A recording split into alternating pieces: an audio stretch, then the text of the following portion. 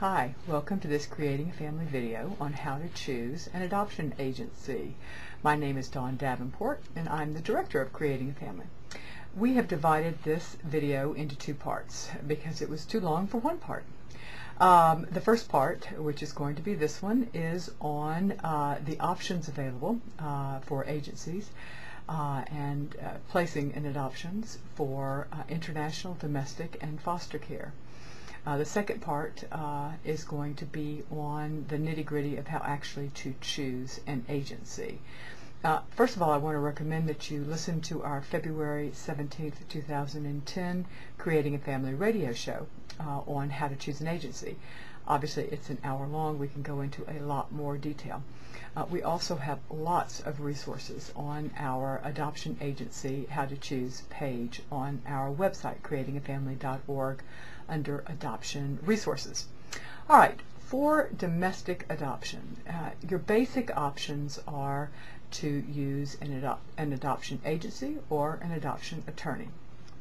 Now I'm going to be making some generalizations here, but it's about the only way to really talk about it.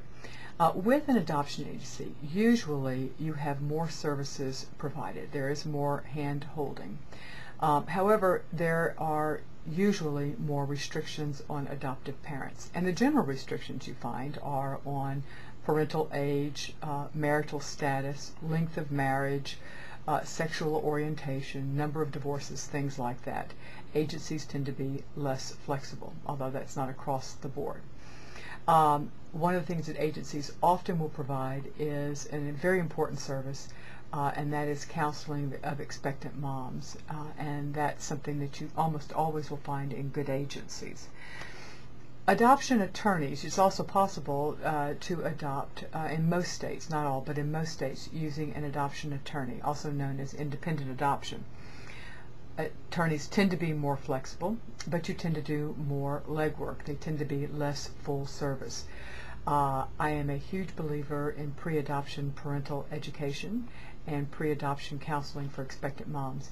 Both of those things you will have to provide on your own with most adoption attorneys, not all, but with most adoption attorneys. Your options for getting pre-adoption education are vast, including the resources available at our website, and most of our radio shows would qualify under pre-adoption education as well.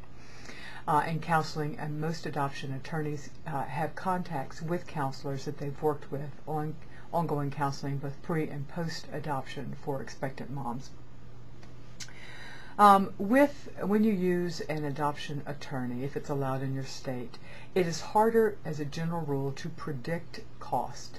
Adoption agencies will often pool costs so that an individual adoptive parent is not going to be responsible for the specific medical cost of that pregnancy, or all the cost of the pregnancy if the expectant mother does not have insurance.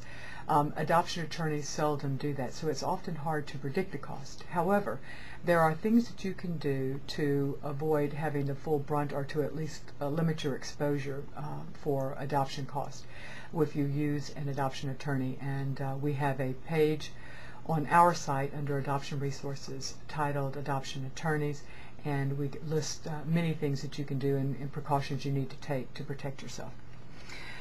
Before I leave talking about domestic adoption, I need to talk about facilitators. Basically, a facilitator is a person that you pay to find an expectant mother to make an adoption plan and choose you to be the parent. Just keep in mind that facilitators are illegal in many states in the United States. All right, moving on to international adoption. I think it is better to choose a country first and then choose an agency. Well, that begs the question, of course, how to choose the country. There are a lot of resources available for that. We have done many Creating a Family shows on that, as well as we have country charts under adoption on our site for all the top placing countries, where we analyze them for the 25 factors that most people consider when choosing a country. But now let's say you've already picked your country, you've done your research, you've picked your country. How do you find an agency that places in that country? Well, one thing you can do is there are a lot of online as well as in-person support groups.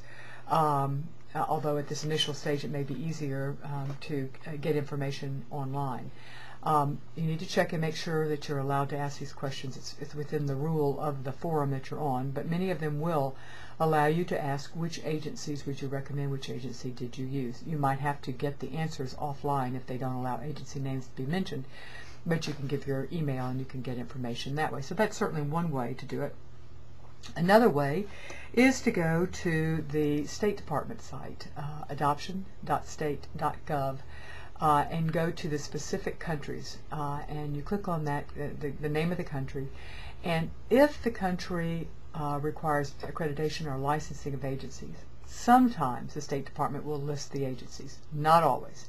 Sometimes you have to go to the individual U.S. embassies to find those names, and sometimes even they don't get that. We include all this information on the country charts on our site. So that may be a way. You may be able to get your information there. Another way to get information, there's 3 other websites that allow you to sort through agencies, specifically as to which agency places in which country. One is our site. There are 2 places on our site. There is a service provider page, as well as on our country charts we have a row of our sponsors that place in that country. Another website is the Joint Council for International Children's Services, jcics.org site, and another one is the rainbowkids.com site. All 3 of these sites, ours, JCICS, and Rainbow Kids, will allow you to sort by agency as to which countries place with them. However, and you need to keep this in mind, all 3 of these sites are only sorting those agencies that have in some way affiliated with the site, either through sponsorship on our site, or through advertising on Rainbow Kids, or through membership in JCICS. In other words, it's not the full universe that you're looking at. It's only those who have chosen to support our mission, which in our case it's the mission to educate and support adoptive families, or Rainbow Kids, which is specifically dealing with special needs adoptions, not just special, but finding homes for children, and JCICS, which is an umbrella group of advocating for ethical practices in international adoption. But you do need to keep in mind that the agencies listed are there because they are supporting those organizations. All right, now moving on, but that is how you would need to find agencies. Of course, you can just do a simple Google search, but that's problematic as well. But you can just put in the name of the country and type in adoption agency and see what comes up. But be very careful of anything and make sure you do your research on any agencies that come up that way. Moving on to foster care. Again, making broad general statements. There are 2 basic ways to adopt from foster care. One, you can adopt through the state or county agency, child welfare agency, or you can adopt from a private agency that has a contract with the state or county to place children in foster care. There's not one best way to go about it. Depending on the state or the county, they handle using contract private agencies differently. Some don't contract with any private agencies, and some do contract but only send their harder to place children, or some only send their easier to place kids.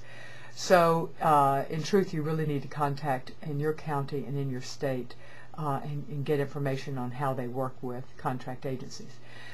In my experience, you would often get a little more attention if you work with a private agency. There tends to be less turnover amongst the personnel that you'll be working with.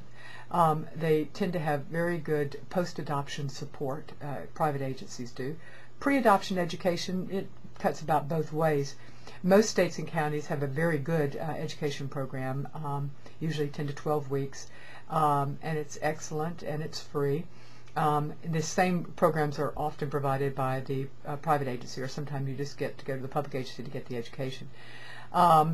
However, there is with the private agencies, I do think you get a little more attention as far as cost. Usually, it's very similar, believe it or not, between the private and the public agency. Sometimes with the private agencies, you have to pay for your home study, where you do not when you work with the state, or usually you don't. But any costs you incur are almost always reimbursed through tax credits. So usually adopting through foster care should cost you virtually nothing. Remember, you also get ongoing monthly supports, and that is available regardless of whether you adopt through a private agency or a public agency. That's the end of this first part.